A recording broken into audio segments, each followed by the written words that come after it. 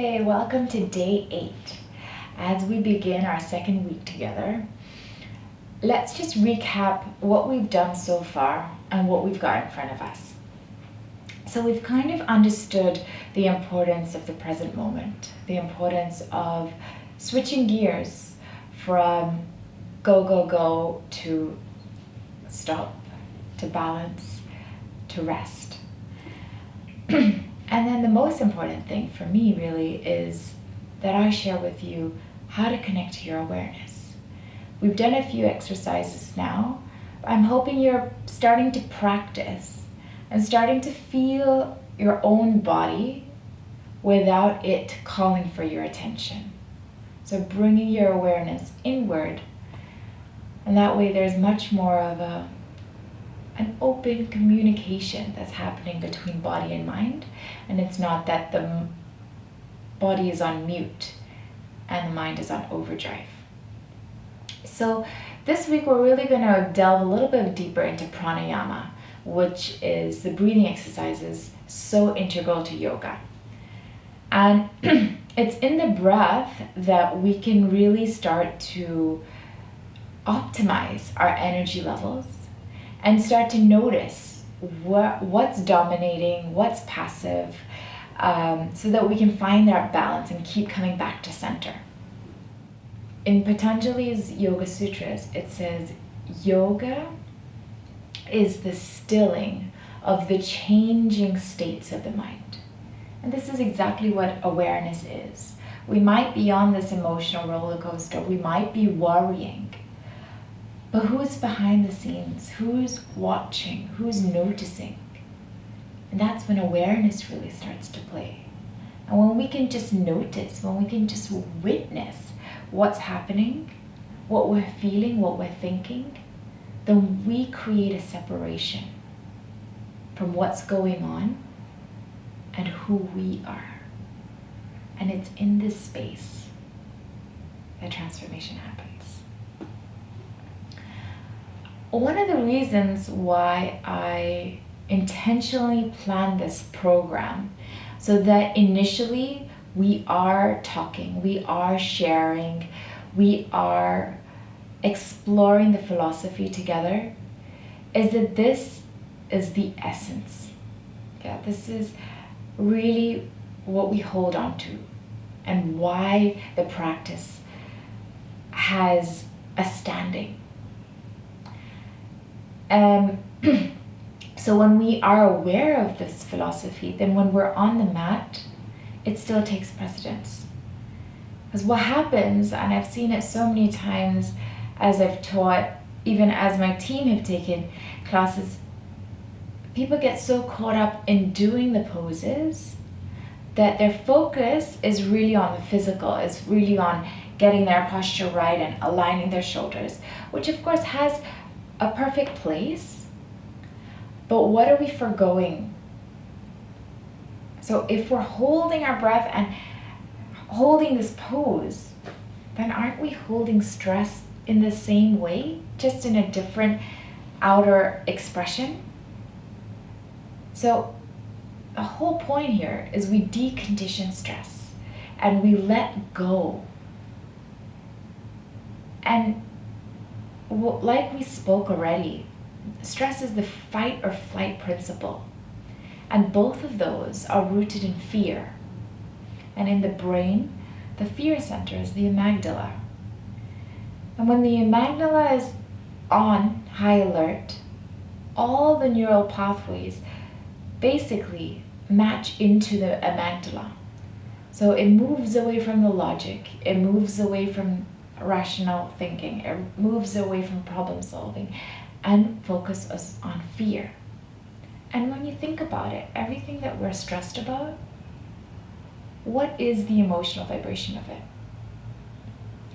Even with clients that I have who are super ambitious and they want to do so much, or they need to make a certain budget or income level.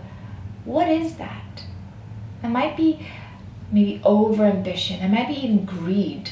But where does greed come from? Isn't it the fear of not having enough? if you felt content in the here and the now, would you need to hoard for tomorrow? So this is when we start to just explore. And what is it that I'm holding? And where is the base of it? Is it necessary? Can I let go? Can I release it and choose something different? Even with the brain science now, we know we have the right side and the left side. And we know, logic center and creativity center. So we already know that different lobes of the brain bring about different aspects of our personality. But in this sense of stress, what happens is that we analyze, and we overanalyze, and we hyperanalyze. And that almost encroaches on the deep focus, the deep concentration, the deep creativity, and the talents that we have, because we're so stuck in the analysis. And this is really the beta brainwaves that we spoke about. So going back again to balance, I'm not going to stretch it to relaxation. I really want to come now midway, because last week we spoke about the extremes. We spoke about anxiety and stress, and then relaxation on the other side. Today I want to find a midway. I want to find that optimal place where we feel balanced, so that it's not that we're falling asleep, but we are feeling cognitively so alert, and we have the capacities, what's available to us, and it's for us to choose, right? So stress is no longer overriding the program. And this takes commitment. This takes a lot of commitment, because it's quite hard to look inward and start to notice, oh, this is my tendency, or this is my compensation. And so I just want you to be kind and to be gentle as you commit to exploring inward. And it doesn't happen overnight. It's a churning. It's something that happens with time and with great care. But a commitment that all the way you're holding on to your intention. You're holding on that I am the creator of my reality. I can choose. I can feel freedom. And I know that that's something that initially I really struggled with. When I decided to take the leap of faith and to delve into to try teaching yoga, I literally just rolled out some mats in an open space in my neighborhood, put up posters around the neighborhood saying, free community classes. And I would go there every single day, not knowing who's going to show up. And I remember, there was a point where I was like, what am I doing? How am I going to get anywhere? How am I going to really share all these things that I really want to connect people to? And at that time, it's so funny how life tests you. At that time where I was questioning my own ability, like, is this an intention I even want? Is freedom even attainable? Is that balance something that exists? It was a headhunter who called me, who was offering me a position back on the trading floor. And so the interview time was exactly the same time as my community class. And I thought, out of all the times, this is the one slot. So I said, you know what? I'm going to hold to my intention. I'm going to put faith to my belief and continue on and keep churning on, because I know this is really where I'm meant to be. So I told the headhunter, I'm sorry, I'm going to have to deny this, and went to my community class. I rolled out the mats, and I sat down, and nobody turned up. No one turned up to the class, and I remember waiting for the full hour, rolling each mat back, loading it up in my car, sitting in the driver's seat, and just streams and streams of tears falling through my eyes. What am I doing? Is this all worth it? Am I good enough? And I share this with you because, of course, during this journey, there are times, there are struggles where we will go through a bit of a roller coaster.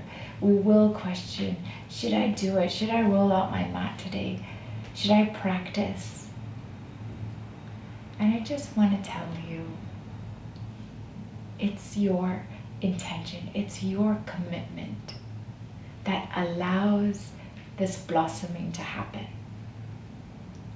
We water the soil every single day. We never know when that seed is going to sprout. So give yourself that luxury of time, of patience, of kindness, and watch how the transformation occurs. So now what I want to do is close this session with a breathing exercise that will really bring home a sense of awareness in the body, a sense of energy, and a mental focus, so that you're moving away from stress, but that at the same time it doesn't let you get sleepy, keeps you alert and clear. So we did the Ujjayi breath, the ha sound at the back of the throat. You use this if it's available to you, if you're comfortable doing it, use this because it again just brings in more tangible sensory play into the breath. And do you know how many aspects there are of the breath? So far, I've guided 2, right? Inhale, you're feeling upward movement. Exhale, downward movement. But actually, there are 4 stages of the breath. Because you inhale, and then you reach a point of fullness. So I want you to hold that fullness where it's after your inhalation and before you begin to breathe out. Hold the fullness, and then you exhale, letting go, feeling the emptying of the lungs, and then you hold it. You hold that emptiness, that completion, before you start again. And these are the 4 stages of the breath. If you are aware of these 4 stages of the breath, you are always locked into the present moment. I mean, how many years have gone by, and for some of you, you may have just discovered there are 4 stages of the breath. So this is when we start to take our awareness and we start to sharpen it. We start to really fine-tune it so our focus is on the detail as well. So, sitting in any comfortable position, I'm going to guide you into balanced breath. So what this does is it balances your activation and your relaxation responses, getting you at a pinnacle, at an optimal energy point. So taking away the stress, but taking away the sleepiness, because how often is it that those are the 2 modes that we operate in? Stressed and go, go, go, and then just burn out, sleepy, lethargic, right? So let's get to the pinnacle of these points, which is balance, which is clarity.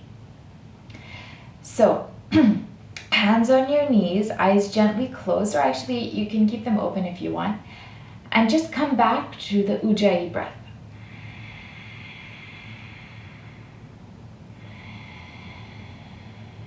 Same as before, you're feeling an upward movement as you inhale,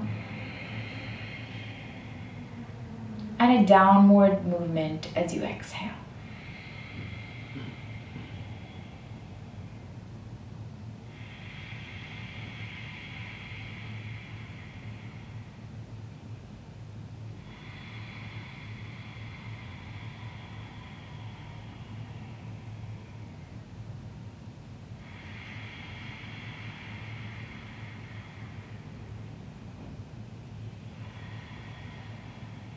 Once you're established in your breathing, we're going to count for 4 for each of the stages of the breath.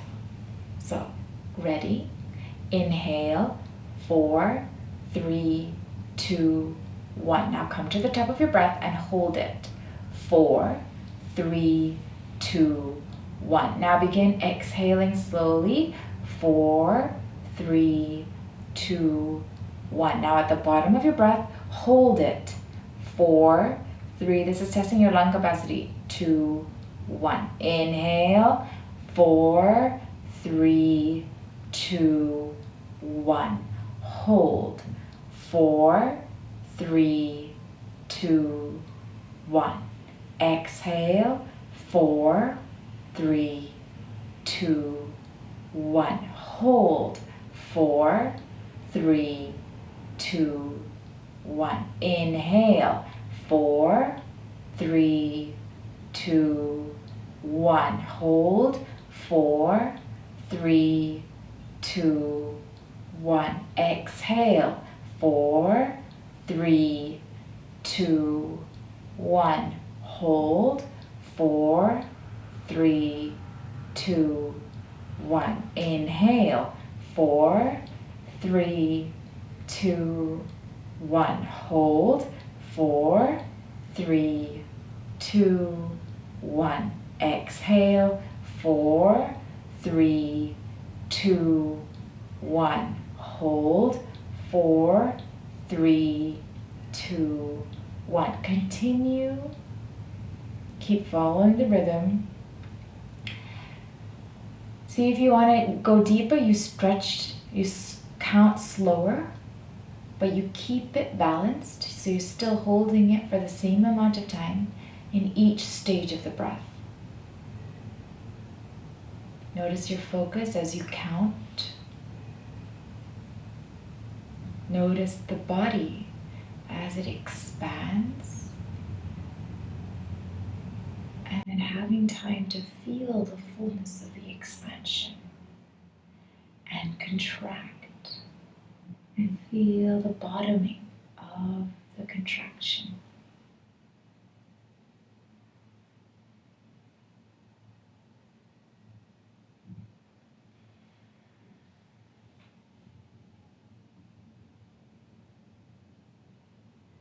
So try that out.